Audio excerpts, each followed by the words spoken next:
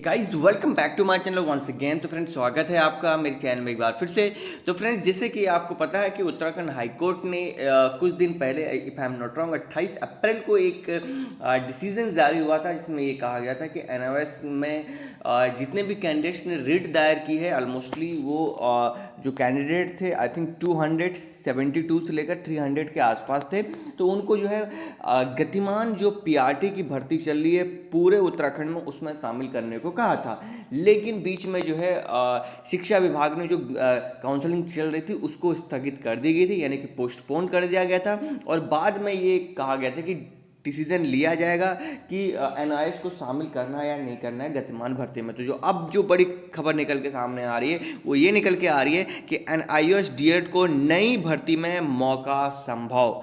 चलिए इसके बारे में डिटेल में इस वीडियो में चर्चा करेंगे, आप हमारे साथ अंत तक बने रहिएगा। चलिए शुरू करते हैं। तो फ्रेंड्स यहाँ पे आप देख सकते हैं कि शिक्षा विभाग ने एनआईएस डीएलएड अभ्यर्थियों को वर्तमान बेसिक शिक्षक भर्ती में शामिल करने के पक्ष में नहीं है। तो यहाँ पर आप देख सकते हैं अब जो है शिक्षा विभाग भी इस मामले में आ गया है। उन्होंने कहा है कि शिक्षा विभाग एनआईएस डीएलएड अभ्यर्थियों को वर्तमान बेसिक शिक्षा भर्ती में शामिल कराने के पक्ष में नहीं है। मुझे तो ये समझ में नहीं आता है, जब पक्ष में थे ही नहीं तो आपने क्यों ऐसी न्यूज़ निकल के सामने आ रही थी कि 200 से लेकर 300 जो पद हैं यानी कि उनको फ्रीज कर दिया है और आपने गतिमान भर्ती को भी रोक दिया है। ठीक है, तो यहाँ तो खुद शिक्षा विभाग की ही कमी के कारण आज जो है इस भर्ती के ये दिन आ गए हैं कि दर दर जो है भर्ती भटक रही है। आगे बढ़ते हैं। तो जैसे कि आपको पता होगा कि हाई कोर्ट ने एनआईएस डीएलएड को वर्तमान भर्ती में शामिल कराने के फैसले पर फिर से विचार करने का अनुरोध किया जाएगा। यानी कि ये शिक्षा विभाग जो है हाई कोर्ट को ये चीज़ कहेगी अगर यही चीज़ आपको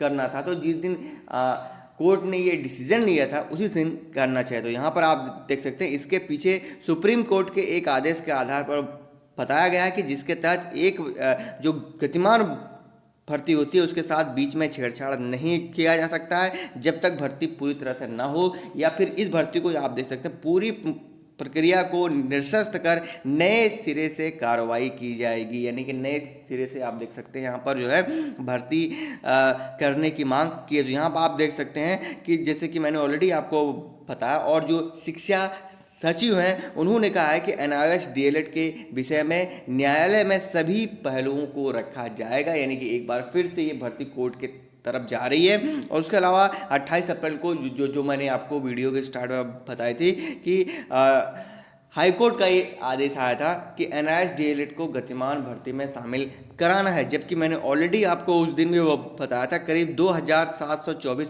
पदों के सापेक्ष करीब 1849 पदों पर जो है ऑलरेडी यहाँ पर जो है भर्ती हो गई है। तो यहाँ पर आप देख सकते हैं, लेकिन यहाँ पर जो बातें निकल के सामने आ रही हैं, जो शिक्षा निदेशक हैं बेसिक शिक्षा निदेशक वंदना कबरियाल ने भर्ती प्रक्रिया रोकते हुए सरकार से दिशा निर्देश मांगे थे। जैसे कि आपको पता है कि 5 अप्रैल को ही नहीं 5 मई को ही जो है एक जगह if I am not wrong कहाँ का वो था सारे डिस्ट्रिक्ट्स में जहाँ जहाँ काउंसलिंग चल रही थी उसको तुरंत आदेश से स्थगित कर दिया गया था, ताकि शिक्षा विभाग ने गाइडलाइन मांगे थे कि किस तरह से एनआईएस डीएलएड को शामिल किया जाए गतिमान भर्ती में। तो यहाँ पर आप देख सकते हैं, लेकिन सूत्रों के अनुसार शिक्षा सचिव रमन ने इस मामले में न्याय विभाग से राय मांगी है, जिसके हिसाब से ये कहा जा रहा है कि भविष्य में जो आने वाली भर्ती होगी उसमें एनआईएस डीएलएड को शामिल किया जाएगा, लेकिन गतिमान भर्ती में जो है एनआईएस डीएलएड को शामिल नहीं